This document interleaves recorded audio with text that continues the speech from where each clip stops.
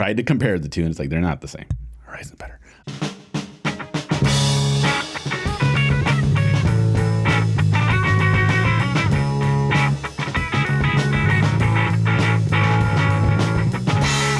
And welcome into the Gaming Discourse. I'm Tyler Frater alongside Richard A. the Cruz. Happy Valentine's Day. And Chief Engineer Lieutenant Commander Connor Frater. I was going to say that. Damn it. Happy Valentine's night. Ha. Monday, You got me. February 14th, 2022. Follow us on Twitter and Facebook at the Gaming Discourse. Go to our YouTube channel, YouTube/Gaming Discourse, where we post videos. Gloomhaven video is up. Go check it out. Give it a like. Assault and battery that like button. Assault and battery that comment section. And share it with friends and family and enemies. And pleasantly click the bell icon. Click that bell icon. Working on a Halo Infinite video. Last week, I beat Deathloop last week. I've been playing Kinna, Bridge of Spirits, a little bit. And there's one other game I've been playing. I don't remember. I've been playing a few games. And last week I was like, okay, I've got all these games I want to talk about. And then 2 minutes in, I was like, I want to talk about Halo Infinite. And then I just talked about Halo Infinite for Then it was the Halo Infinite episode. For like 25 minutes. Wow. So not going to do it. Yeah, I've played through again. Okay. The more I play, the more I dislike Halo Infinite. Dang, what a 180. The story is just, I'm not going to do it again. Just, the story is just so weird and disappointing. And some of the creative decisions just don't make sense. Mm-hmm. It is both a washing of the ending of Halo 5 at the same time building contrivances for whatever happens after Halo Infinite. Does that make sense? Yes. And I don't want to get into spoiler territory with Halo Infinite, but I don't know. They talk about something happening to Cortana, and it's like sad. But the thing that happened to her already happened to her in Halo 4. So it's like, it's such an awkward scene because it's supposed to be emotional and powerful. Mm-hmm. But it's not, because by that time, Cortana was a genocidist. So it's just like a leader of a fascist police state.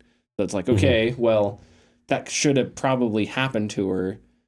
The Cortana we knew died in 4. These are really strange emotions, and these are not strange emotions brought on by good writing. These are strange emotions brought on by sloppy writing. Yeah, so, you'd figure you'd figure they make that distinction of like, this is not the same Cortana. Yeah, just another way to like. I'm gonna make a pull at video, your...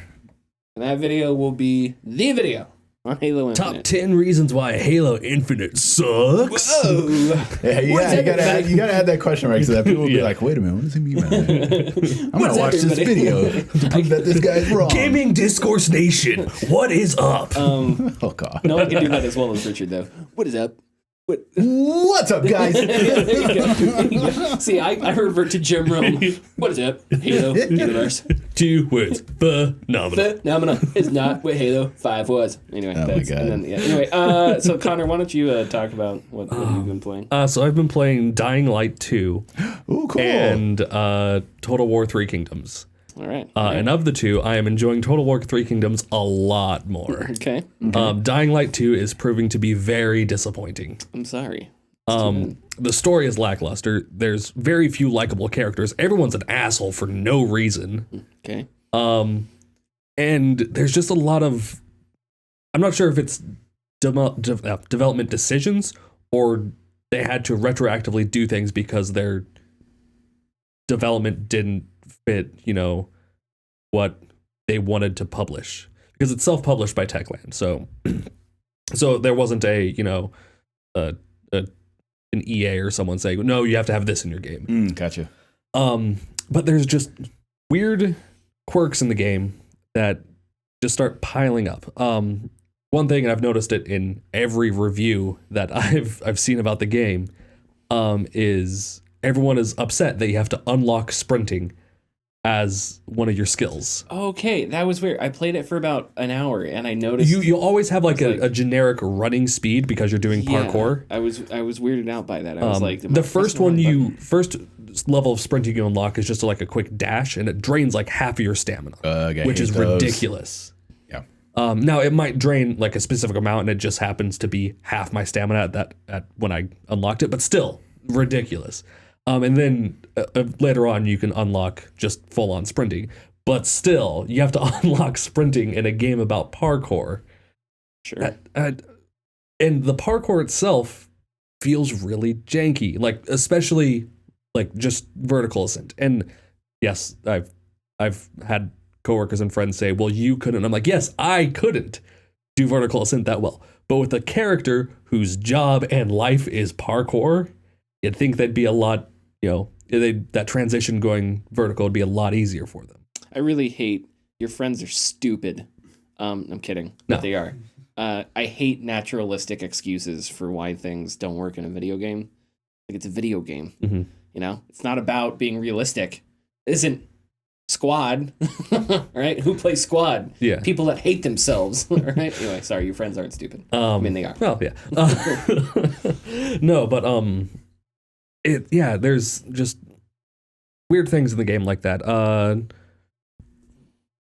The first skill you unlock, and it's part of the tutorial, and it makes sense for it being part of the tutorial, unlocking this, is a longer/higher jump. You hold spacebar, you jump longer, or you jump higher if you're standing still. Makes sense. Part of the tutorial, they're teaching you all the ropes, and they're like, now you can do this. But that should include sprinting. That should be an integral part of doing the parkour. And one that could be, hit or miss with putting it in, and I felt a little cheated having to unlock it, is sliding under things while sprinting. Oh, it's something you have to unlock? Yes. Okay, weird. And the game itself, and I want to preface this by saying I haven't gone back to play Dying Light, the original one, yet. I'm planning on it. But the parkour feels worse than Dying Light, which, as a sequel, shouldn't happen. Yeah, absolutely not. It should be an improvement, not a degradation. And yeah, the story is never boring. been there. Yeah, never been their strong suit. Yeah, it's boring. The character you're playing as is generic as generic comes, even though there's like this like early childhood trauma that may or may not made you superhuman in some way or form. You're still just a dude that's boring. Like, even the lines are like delivered kind of flat at some parts. And it's just not a great game. I'm sorry you dislike it that much. Eh. I noticed I played through the beginning, the tutorial as well. I thought it was kind of cool, but I hadn't the atmosphere of the tutorial is amazing. Yeah, and the game looks really nice. I have it on low, and it looks really good. Like, it doesn't look like a game that's on low. But there's the beginning, you go to a house, and there's a bunch of dead people at the house, like skeletons, people that died a long time ago. And they were like having a party, and it was like a mass suicide situation where they like the world was ending, so they decided to all go out. So, which is sad, but you're walking around and there's all these skeletons posed, and like it's unintentionally comedic. Because there's like a guy laying next to the pool, and it's like, okay, you could see someone laying like with headphones on. Like, you can see a person laying down and dying that way. But then there's a skeleton that's sitting in an inflatable donut, inner tube, and it's like, all right, I guess you could die like that.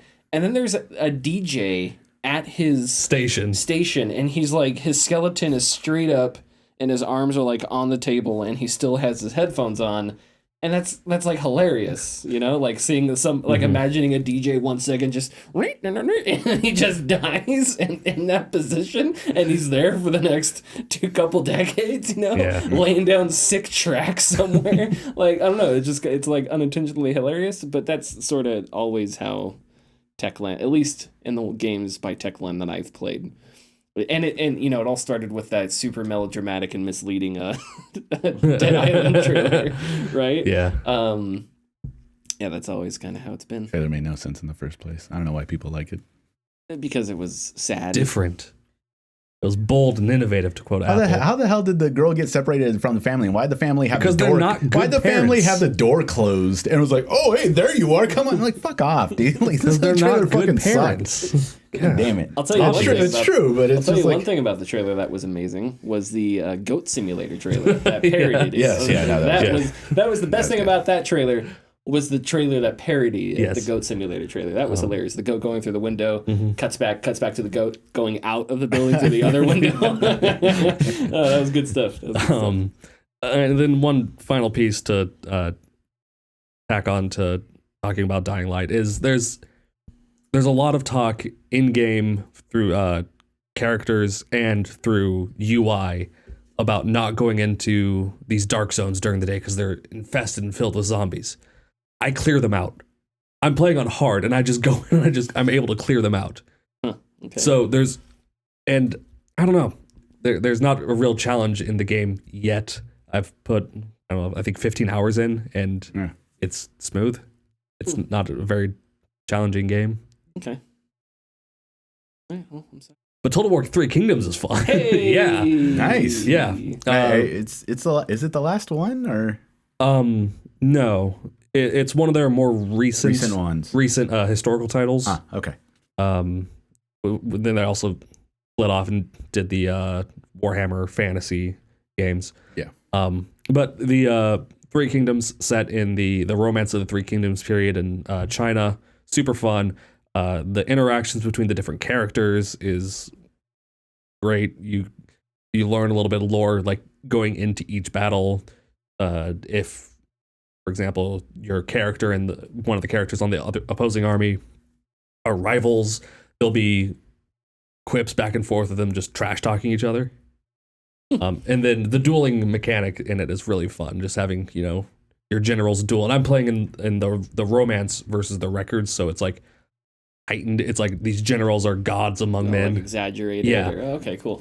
And in the romance, when the duels happen, it's like your soldiers will part around them as they're dueling. Oh, nice. Yeah, Cool, it's ridiculous and fantastic, and it's the proper way of playing the game. All right, neat. Yeah.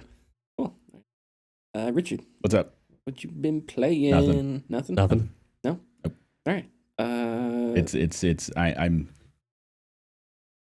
There's a weird point in time where it's like I have so many things I could play, but I'm fixated on one game, and then the biggest game of the year comes out, in 4 days, and I'm just like, I'll just wait for that. Right. When I downloaded Kina like weeks ago, to like, I can't wait to play this, and just so anyways, good. Yeah. All right, so I have been playing Kina, Bridge of Spirits. What? It's really charming. Yeah, right. It's really charming. It's really fun. It's not overly complicated. Sure. Yeah. There's a little bit of third-person combat. Pretty. I don't want to call it simplistic combat, but you get your strong attack, your weak attack. You eventually unlock abilities where you can do you can jump in the air and do a heavy attack, and you do lots of damage. The crux of the game is that you have these little critters called the Rot. And they're cute little balls of fur with gigantic white eyes, and they follow you around, and they give you abilities. And you can put hats on them, and they're super cute, and you kind of just want to dunk them in your coffee, so to speak. Okay. But Strange desire. anyway, so they, when you go into combat, they get scared, and you have to give them courage. If you got to do damage to enemies, and eventually they gain the courage to help you fight, and then when they gain the courage, you get special abilities that use them to do things. And one of their abilities is you stun an enemy, and they jump around and poke or jump into. I'm not sure what they do, but it stuns an enemy for a few seconds, and then you can go in and get some attacks. I love the color palette of the game. It looks really good. A lot of the stuff is in blue, and I think that provides nice. a really nice sort of chill atmosphere. It's shot really well. The cinematics sort of look like they're out of a Pixar movie, the way that they're framed, which is cool. And the story thus far is interesting. You're Kenna, who is a spirit farer, I think is her name, or spirit guide, and you sort of help spirits along into the afterlife, but there are unruly spirits and evil spirits that she has to sort of deal with to help with that process. And so that's really neat. I've read that the game only takes 10 hours to beat, which I think is an appropriate amount of time. Some of the puzzles are pretty fun. You eventually get a bow, so the combat reminds me a little bit of I don't know why I want to say God of War, because it's not that close to God of War. I don't know, maybe closer to Horizon. I don't know. You get a bow, you can slow down time. Enemies have these golden crystals on them you can shoot, does a lot of damage. That's how you want to do that. But yeah, I mean, it's a really, the soundtrack's great. Soundtrack's phenomenal. Oh, good. Lots of percussion, stuff like that.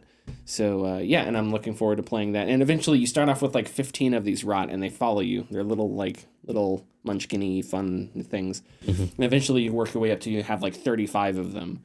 And so there's like an entire army following you, and they're really cute and stuff. So, do you like gain and lose any? They don't die, but like, because I know there's some games that have mechanics that like these things will follow you until you get hit, and then you'll lose some or something like no, that. They follow you everywhere. If when you're in combat, when you use an ability, you have to. They do an ability and they go into hiding, and then you have to do damage to an enemy. Okay. And then once you get their courage back up, they'll reappear, and then you can give them a scaredy cats. Yeah. You can give them a ability to do, and they'll help you out. So yeah, a lot of fun there, and it's a gorgeous game. It's a lot of fun. And I beat Deathloop. So I finished Deathloop. I was happy with my ending that I got. Minor spoiler, it's a choose your own ending type situation. But I don't know if there is, I don't know, I haven't read into it. I didn't stop and read every single detail and lore about the island and whatnot. But I was still comfortable with the ending that I got. I decided to break the loop, which, was sort of the point of the game, but the game hints that there may be reasons not to. Yeah. And if you break the loop, you kind of see reasons that maybe, but at the same time, if you keep the loop going, then there are sort of reasons that may not be great either. And the game does a great job making all of the villains. There's the villain who, most of them. He has the wolf on. Bobby Kotick, I think is his name. He throws the wolf. Oh, sorry, that's Alexis. Yeah. My bad. There's the game designer, Bobby Kotick. Oh, no, sorry, that's Charlie Montague. I'm just dunking on Bobby Kotick for no reason. Well, no, there is reason. No, but the villains, they do a nice job making you really dislike the villain. Do they? I found just some of them. One of them, I was just like, why are you here? Some of them are sort of like helplessy, like Igor. I don't know if Igor is evil. No, he's definitely not. I don't think he was. He's just sort of caught up with a bunch of what's the scientist? Wenji. Yeah, Wenji is an asshole, but I don't know if she's evil. Right. Yes. I don't know. Yeah. I don't remember. I think Charlie is probably closer to the evil-ish side. Well, what's her name? Fia definitely is. Definitely. Alexi, I'm just gonna call him evil because I don't like him. Well, he's a rich douchebag YouTuber. Yeah, sure. Well, no, what's her name? The cultist. Like, what did like? Oh yeah, well she does murder somebody.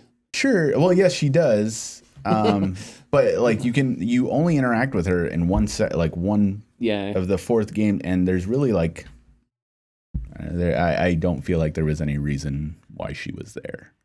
I understand why she was there. They tell you why she was there, but I mean like, and that's her the role thing. was just a placeholder, kind of. Yeah, but that's the thing is, what I like about how it sets the villains up is the villains portray themselves as like the best humanity has to offer. But I think as you go through the game, it's not that they were the best; it was that they just happened to be caught up in this, right? Yeah. Like, is Frank really the best musician in the world? Right. Probably not. He just happened to know a person who knew a person. Or Alexi, for example, he's not some super intelligent business. He's a trust fund kid. Yeah. Who provided the financial stability for the project to go. So that's why he got onto the island, right? So you have a bit of what's the term for favoritism that starts with a P, I think. You mean nepotism? Nepotism, yeah, it has a P in it, starts with an N. No, there's a bit of nepotism there, maybe. Juliana might be the person who has the most. I don't know. Anyway, but I was happy with my ending. We won't get into too much spoilers, but the ending was cool. It was a nice little. It felt like a 1970s sci-fi ending. Yeah, and I was happy Twilight Zone ending. Yeah, kind of. But I don't know. Knowing what the other endings are, I don't know if I would be fine with any of the other ones. Because the implications are just weird. I don't know, but maybe people could convince me otherwise. Something popped into my head, but it was going to. It's gone. Yep. Alrighty. Nope. I'm not a huge fan of choose your own endings. I don't know. Sometimes I kind of like that because on one hand, you if you force an ending onto a player, you don't want it to be forced by things that are arbitrary, right? It's like you said this in a conversation, so the world blows up, and you're just like, what?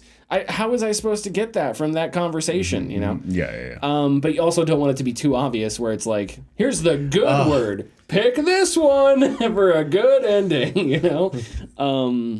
So I think there's a delicate balance there. But choose your own endings kind of feel it has to be forced. You know? It kind of has to be facilitated in a weird way. I think I like choose your own adventure or choose your own endings if the endings are properly expanded upon. The instance of Deathloop, choose your ending, and then it's like, okay, here, end. Yeah, it does. And it's like, okay, well, you didn't really like expand upon that or like give me like an actual like closure. Yeah, because if you give me an ending, I would like, depending on how you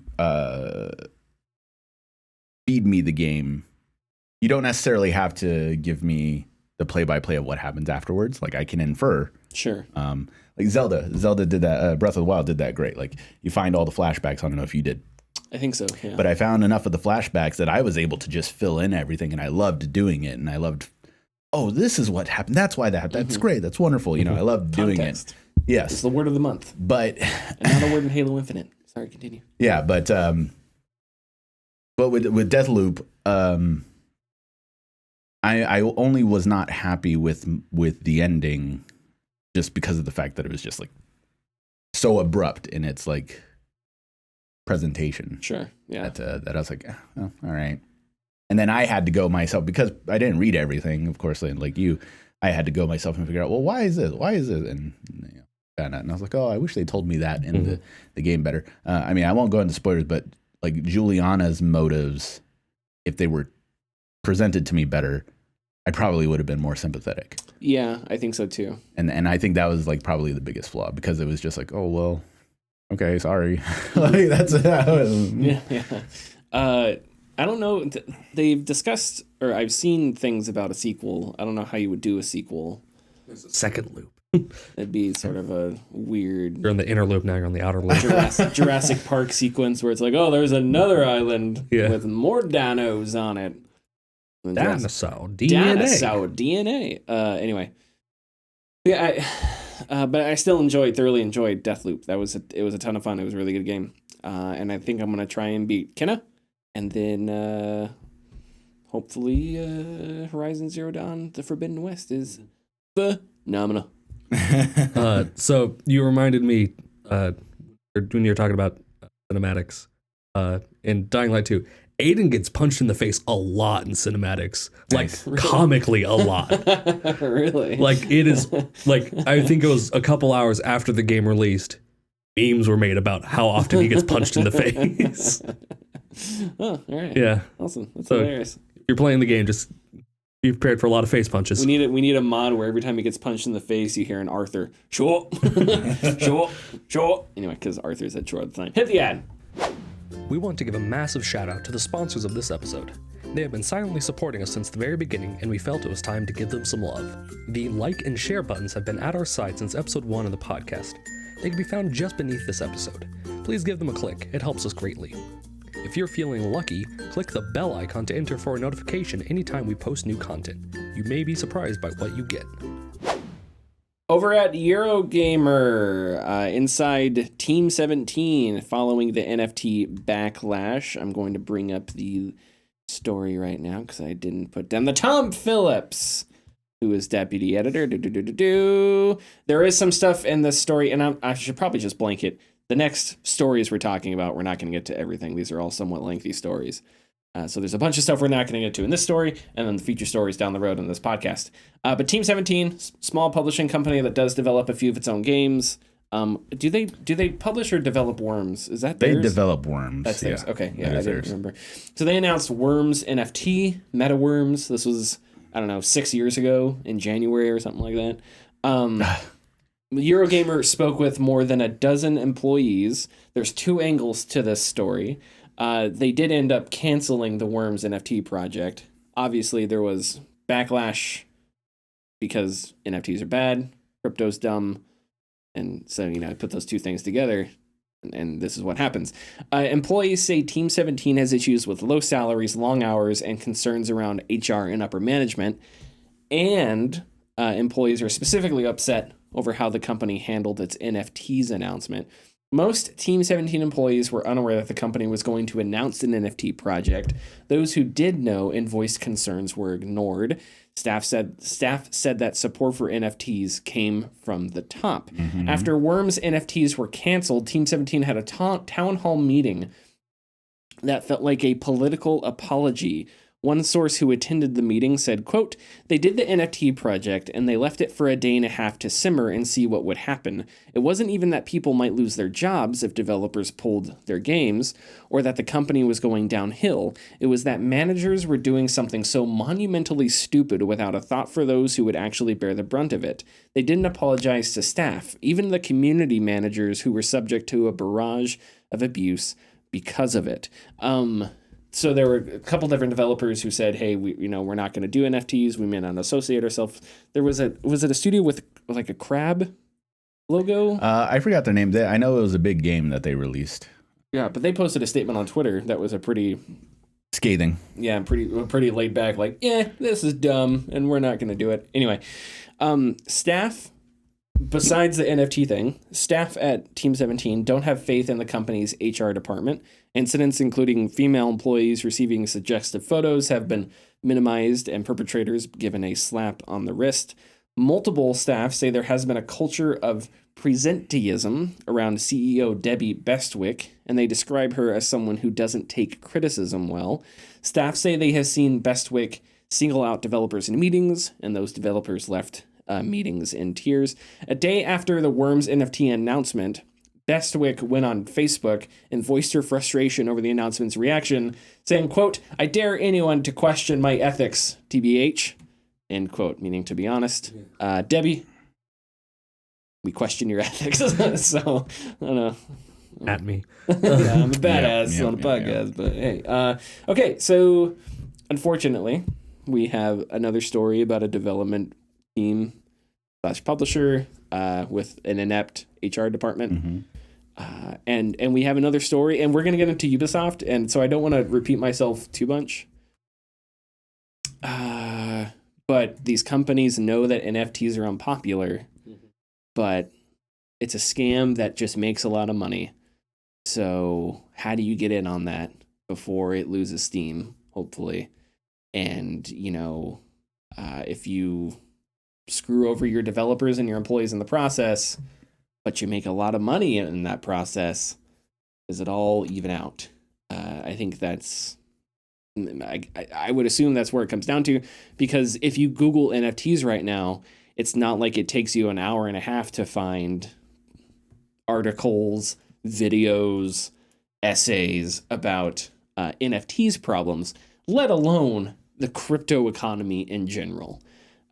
So I think, that's sort of my reaction. I don't know how to fix broken HR departments. Because I'm not an expert in this kind of stuff. I understand that people will say, well, they're supposed to protect the company, but it's like, but at what cost? Mm-hmm. Like if the company is broken, then maybe that shouldn't be the goal of the HR department. Have some principles, believe in something, don't be a corporate drone. I don't think that's too much to ask, but it's disheartening because, like I say with a lot of stories like this, you can just Control V, Control C, Control V, Control C, and it's like the same exact thing. So anyway, go ahead, you guys. I'd probably rather wait to finish the next story. Okay, we'll finish. Yeah, just one thing. Why Facebook of all places did she go on her tirade about ethics? I don't know, and I guess I should say Meta, or Facebook's still the company. Yeah. It doesn't matter. All right, so let's talk about NFT. Ubisoft employees push back on NFTs, as reported by Jason Schreier.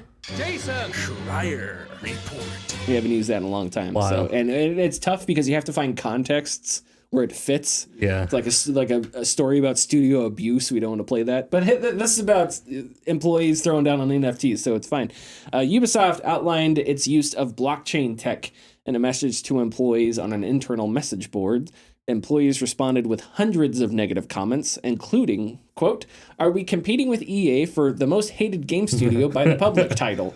Because this is how you do it." And just wanted to say that this post actually makes me quite proud to be a member of Ubisoft because I've never seen such unity in a comments thread before in my life. End quote.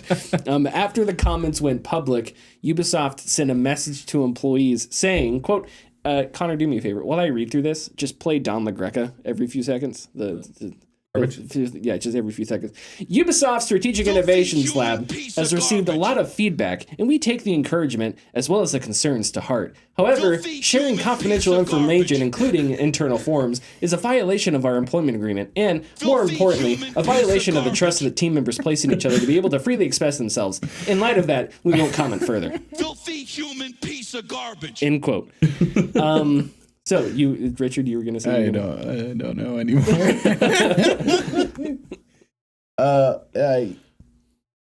Good that they're getting pushback from their employees for any of this shit. It just sucks that they are probably not going to care. Them or Team17 to an extent, or anyone who's doing NFTs, Konami's who's doing NFTs, because it makes money. And in this industry, we're not just doing this for money. There we go. He's Connor's just letting it go. He's on it. On his hip. Because in this industry, the gaming industry, you have a lot of people who want to get in. And so these these studio heads or whoever's making the decisions regarding the money, when it comes down to it, like a Team17, like Debbie, is that her name, Debbie? Yeah, whatever. yeah, Debbie Bestwick. They probably have this mentality of like, sure, whatever, they're going to complain about it, but it doesn't matter because where else are they going to go? Because every studio is bleeding for people, but yet they're all doing the same thing. Sure. You know what sure, I mean? Yeah. So it's kind of like your SOL. And when a fucking JPEG of the map of Castlevania 1 makes $25,000 because someone who's rich decided to pay that amount, it's free money. That's free money. It's all it is. And it's it also it's not even the JPEG. Yeah. At most it's a box of code that exists on a network essentially. That has a website attached to it which links to a JPEG. But it's not the JPEG that you even own. It's a you bought this star. But it's just as valuable and just as legitimate. Yeah, exactly. Which also sucks because that just feeds into the notion that like Ubisoft, like we want to present this to our players. It's like, well, guess what? The average player can't do this. Yes. Like they can't pay this amount. We don't have thousands of dollars. It's strictly for rich people to give you money for no reason. Yeah. Yeah, and I said this with the Team17. Like Ubisoft knows NFTs are unpopular. They know that players don't want them. They know that developers don't want to have to handle it. But they don't care because there's money to be made. And like, I'm sorry, Ubisoft, but your company was an embarrassment. Your CEO is an embarrassment. So don't talk to your employees about, hey, you go to the press and you're violating the trust of your... No, you don't get to do that. If you were a stand-up company that made all the right decisions the past 10 years, I can understand their frustrations, but that's not what you've done. People say the most hated, this comment said the EA for the most hated game studio by the public. I don't necessarily hate Ubisoft. It's just pathetic. It's sad, right? Because they don't believe in anything. And, they're Poird and Didier Genevois, the two blockchain guys that they've gone to two websites for interviews, and both have been, I don't want to throw both of these websites under the bus, but they've both been like cryptocurrency websites where you would go to find interviews specifically about cryptocurrency. So they go to these websites that are not gonna, it's not Jason Schreier interviewing them. It's not Wesley Yin Poole at Eurogamer that's going to, it's really softball interviews, and they act flabbergasted that they're getting pushback. I would love to see how they handle against people that are advocating for the game side of it and not advocating for the crypto side of it. So, I don't know. I am glad that employees are sort of and I hope this makes a difference. Because if you really care about the feedback that you say you care about, then you should act on it, because you're obviously not getting a lot of positive feedback. So, well, we know that Ubisoft doesn't care about their internal company feedback based off of the past 2 years of Ubisoft's track record. This is true. Yeah, track record. Yeah, this is true. Yeah. So they clearly don't. Yeah. I mean, it's been 2 years and Yuzgaman has still done and said nothing about all the stuff that went down. Yeah, and it's not like that stuff's over. Like, No. a better Ubisoft's still going. People are still pushing for a better Activision. It's not like because Activision was sold off or because it's been a couple years since the Ubisoft stuff went down that people have just, called it a day. Like, that stuff is still grinding on. So yeah, that must be infuriating. That must be infuriating to some people who is spending time. You would hope that the place that you work isn't a place you have to spend extra time to make it better, right? But people are doing that, and now they've got this shit on top of it. So it's embarrassing.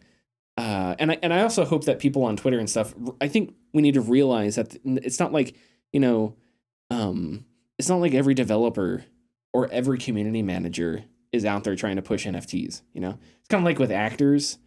If you don't like Ray, that's fine, but you don't need to hate Daisy Ridley for it, Or the same thing with any character in Star Wars or anything. The same thing with video games. It's like if you dislike a business decision, you don't have to, lash out at an artist on Twitter that doesn't do anything, or lash out at a community member that doesn't do anything. Unfortunately, the people that you could lash out at in a respectable way, guys like Bobby Kotick, they're shielded by walls of lawyers and no social media presence and shit like that. So, it's kind of tough to do that. But, yeah. I'm tired of talking about NFTs, but, It's going to happen for a while. Until they're done, I'm not going to keep saying the same things and keep beating the same drum, because it's stupid. It's annoying. And game industry should be a better place. And their HR departments should be better, too. I don't know what the hell's going on there.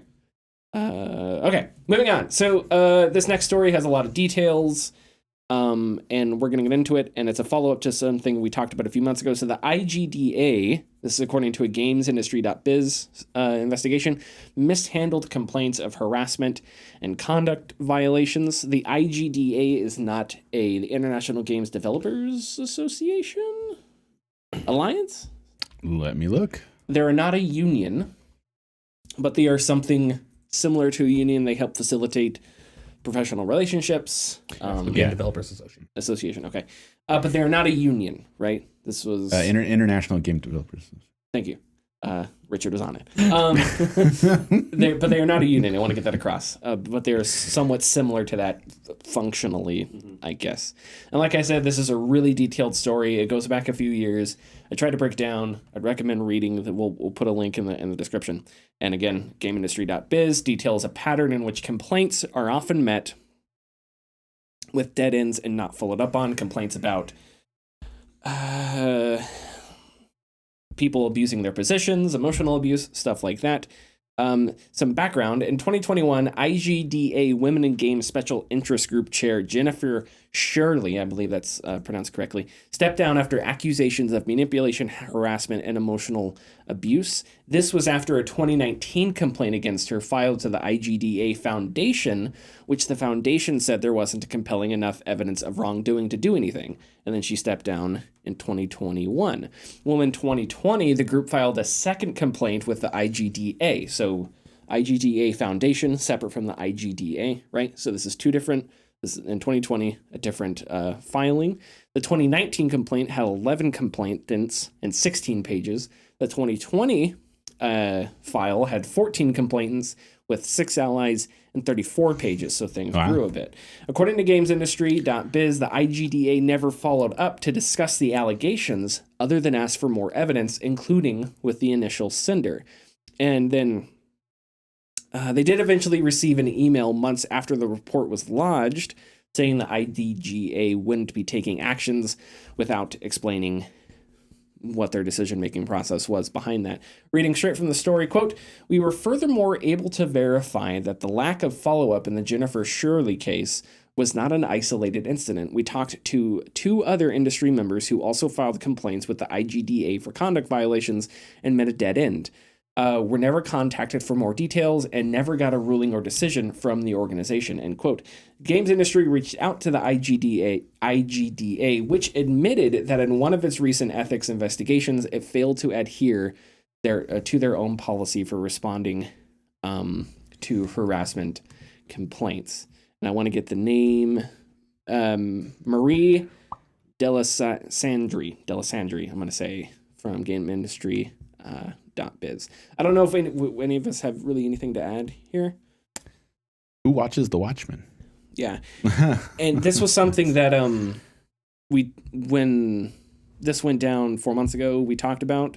Mm-hmm. But there wasn't a lot of information, and a lot of it was on Twitter. And it's not that Twitter's necessarily distrustful. It's just that there's a lot of it. Yeah. And it's hard to distill and hard to understand who was what. So I think this was a really good piece of reporting. And if it weren't for the ripples, the hopeful ripples of Raven Software, I would say that sucks, because this is one of the bigger union-like institutions in gaming, right? Even though it's not a union, right? But maybe that changes over the course of the next few years. And yeah, like systemic problems happen even in the systems that are created to help out with the systemic problems. Mm-hmm. And it's because human beings inhabit those places, and human beings are the sources of those systemic problems. So you're never going to get these things fixed. So you guys got to do better. But other than that, do we? I don't think so. It's once again just something that's unfortunate. And like I said, like, you have a group that's supposed to take care of something, but when they know that they can get away with things or try to, then it's the corruption bleeds into that. So it's just bad all around. Okay. Are we ready for tidbits? Oh, yeah. Okay. Let's do it. A man discusses the news, but not like the big news, the little news. Little bit. This is the tidbits. I saw the little note that said, "Let's dunk on Bobby Kotick," and I thought we were going to go into that, but I didn't see it says skip right there. I got my notes. We can dunk on Bobby Kotick. We do it every week. Come on. I wish I could come up with like a stand-up routine right now. Like, hey, if your computer has a whiteout instead of the person pressing backspace, you know Bobby Kotick was at your computer. Hey-o! Oh, brother, this guy stinks. Got him. Hey, who has 2 thumbs and sucks at being a CEO? Bobby Kotick. I think he has 2 thumbs. I don't know. Anyway, okay. Tick is in his name, by the way. Huh? Nothing. Horizon Zero Dawn has crossed 20 million in sales.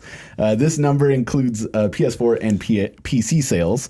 This number is also stated as sold through, which means that these are copies that have actually been sold and is not including the number of copies that PlayStation Plus users have redeemed. So, okay, not free copies. This is actually, like, apparently they have sold over 20 million sales, or 20 million copies, which is great. Wonderful. Yeah.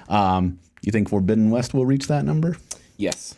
I think Forbidden West is going to sell it's going to set records. I hope so. That's what all their exclusives have done. Mm-hmm. Yeah. It's like Horizon Zero Dawn came out, set records. I don't know if Last of Us 2 did, but Last of Us 2 is really dark and sad, so I don't know. Mm-hmm. But then God of War came out. God of War set records. Ghost of Tsushima came out, set the world on fire. So I think this is just going to be another win for PlayStation. So I remember 2017 when Horizon Zero Dawn came out. Another game came out the week before, and that was Zelda Breath of the Wild. That did come out the week before. Yes, they came out the week before. Wow. And everybody on Twitter was like, tried to compare the two, and it's like, they're not the same. Horizon's better. But you say that real quiet. I don't want to get bomb threats. I don't know what you're talking about. But what's great is that this year, although Zelda is coming out this year, maybe we'll see. Oh, okay. We'll see. I mean, they haven't said it yet, but all right. It's not coming out anywhere near Horizon. Thank God. So, yeah. But Elden Surprise Ring comes release. out next week, so so that sucks too. Nintendo surprise releases Zelda right in between the two. An hour later. I tell you what, if I could rewind time and like if God, if Jesus came down, it was like, hey Tyler, I'm gonna let you rewind time and What a do weird one video, thing, too. do one thing differently, and then I'm gonna take you back to the future where everything was. I'd be like, okay, take me back to when Breath of the Wild won Game of the Year. Let's see what happens if PUBG wins Game of the Year. Just because I'd want to see the absolute shitstorm of what would go down if PUBG won. Of all the things you could change in history, yeah, That's the one. That's the one. That would be it. it wouldn't be the Yankees beating the Diamondbacks in the 2001 World Series. That would be number 2. That'd be Okay. number 2 on the list. Yeah. Fucking Luis Gonzalez. Anyway, all right, Richard, go ahead. Anyways, Resident Evil 4 Remake will apparently go for a spookier tone. The original director Shinji Mikami was asked to advise on the game, but declined due to his commitment to Tango Gameworks, which he founded and he runs. Also, Tango is owned by Bethesda and now Microsoft, which doesn't mean anything. I just thought I should point that out. The game was originally being developed by M2, who developed the Resident Evil 3 remake. However, due to the response of the Resident Evil 3 remake, M2 was pulled off, and the game was given to the internal team who directed the Resident Evil 2 remake. Supposed changes include Leon arriving at the Spanish village at night instead of daytime. Also, side characters will supposedly be given more screen time and bigger roles. Assignment Ada and Separate Ways, which were 2 modes that were added later on the PlayStation 2 release, will be expanded upon and hopefully integrated in the game. Oh, okay. But this is all just conjecture. True or not, but it was from a reliable source. So Also, to make it spookier, they're just going to play spooky, scary skeletons the entire time you play the game. rad. Still one of the best experiences I've ever had with a VR headset. Yeah, it's very, very fun. Like, Very I think about that now, and it's just like, God, that was good. Yeah. That was phenomenal. Can't wait for the update this year. Yeah.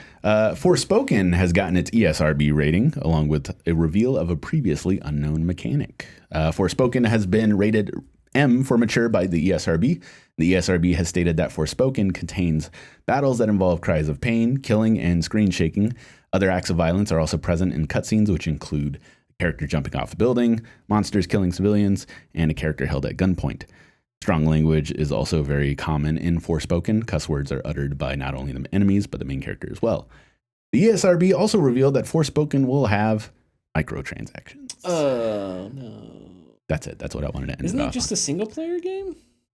So we think. Yeah, do we know much about it? No. It's Yeah, got no. some like weird trailer. It looks cool, don't get me wrong, but it's kind of out there. It could be a mistake, but when you look at the page for the Forspoken on the ESRB on the corner, it says in-game purchases available. So Okay. Oh, well. and that's it for the tidbits. Awesome. All right. Mm-hmm. NPD time. Oh yeah. Oh, we don't have a bumper for that. I No, forget. we need to make a. Yeah, NDP. Yeah, you know me. Yeah, Don't stop. NDP. Stop. Yeah, you know Stop. me. Break it down. Stop. That one might be a little too much for me, man. As always, NPDs are taken by Matt Piscatella on Twitter verbatim. So I will run through those right now.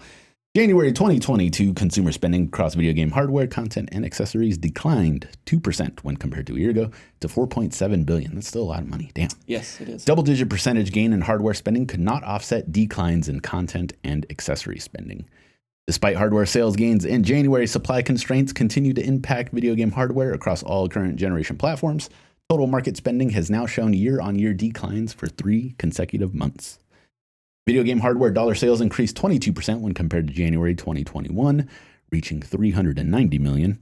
This is the highest total for a January month since $447 million total reached in 2009. Impressive. PlayStation 5 was the best-selling hardware platform in January 2022. In both units and dollars, where are they? I can't find them. Yeah, that's Can't find interesting. Really. I didn't think it was possible to beat the Nintendo Switch, especially with Mario Kart DLC. You know, also just when they go up, they sell out. You know, Yeah, that's true. I mean, Yeah. Xbox Series ranked second across both measures. U.S. mobile game spending was down 6.8% year over year last month. This signaled a return to the pre-pandemic revenue trends after the market witnessed unprecedented year over year and month over month growth throughout most of 2020 and 2021. Prior to spring 2020, January usually saw a negative month-over-month growth, as was the case last month. In fact, January revenue generation saw a decline when compared to December for 6 consecutive years leading up to 2020. That is all to say that the year-over-year and month-over-month cooldown in spending experienced in January shouldn't be taken as a sign of overall downward trend, but rather the return of the typical seasonality to the market. So basically, we're saying COVID isn't affecting these numbers anymore. It's just how it should be. Oh, okay. Cool. Until the next variant. Yeah. Top U.S. mobile games by revenue in 2021 included Candy Crush Saga, Roblox, Coin Master. I played that game before. The game's dumb. Genshin Impact, Free Fire, Evany, The King's Return, Clash of Clans, Pokemon Go, Homescapes, and Royal Match. January 2022 spending on video game accessories declined 15% when compared to a year ago to $185 million. The Xbox Elite Series 2 wireless controller was the best-selling accessory of January 2022. I have a couple interesting things here from the top 20 charts of January 2022, so I will kind of give me a moment because I got to look them over. Pokemon Legends Arceus is the number 1 best-selling game in January, which is pretty neat, but of course expected. Here's a couple very interesting things. Number 3 best-selling game of January 2022 is Monster Hunter Rise, which last month was in 94th place. Wow. Okay. Don't know what happened there because there really wasn't any, like. Interesting. Yeah, there was no like trailers, no nothing. So CEO just started buying up copies just to boost the numbers. Yeah, probably. Number 5, God of War 2018. And this is physical. Yes, this is physical. Well, sorry, physical and full game. Wait, hold on. Nintendo never gives the digital sales, but PlayStation, Steam, and Xbox do. Oh, well, then there you go. That makes sense. Yes. You get the overwhelming positive on Steam. And that, boop, boop, boop. Absolutely. Last month, God of War was 146th. Oh, okay. And now it's number 5. That was actually basically, those are basically the 3 interesting things. Marvel Spider-Man, Miles Morales, number 6. More people getting after a year and a half. Do you know? Is it because that came out for the PS4 too? Right? It did come out for the PS4 as well. Do you know the split there? Does it say? No, it does not say. Unfortunately, I wonder if that's people getting PS5s finally and picking up copies. Could be. The attach rate is probably pick up PS5, pick up Spider-Man with it. The God of Numbers. That Matt Piscatella, the God of Numbers. No, the God of War story. That's really interesting. Yeah. Because you gotta imagine that Sony's looking at that. Sony's like nudging, like, hey, look at And if Forbidden West getting great reviews, it's gonna come out. It's gonna light the PS5 on fire. It's gonna be great for at least a year and a half, and then PC, baby. The first one's already on PC, so it's like the second one. I'm really interested to. I'd be fascinated to hear if God of War doing as well as it is right now, if that doesn't change PlayStation's mentality on anything or how they view the PC market. Yeah. Because thus far, I think they've been positive but sort of wishy-washy on it, like non-committal. Yeah, no, we'll definitely. do it, maybe not, who knows? But with God of War being so gung-ho, maybe that's like, maybe they say, hey, maybe we can, sure, we'll take that 30%. We'll take that 30% cut. They got nothing to lose, just another market share that they, get a hold of. So, yeah. But that's it for those numbers. I got a little trivia here. Super Mario Brothers launched 32 years ago in Japan on February 12th, just a couple days ago. More than 17 million copies of the game have sold worldwide. This is the interesting part. The last recorded physical sale of the NES version of Super Mario Bros. 3 in the U.S. happened in February of 1999. And as another tidbit, as a bonus, the last recorded sale of Sonic 2 for the Game Gear was in 2018.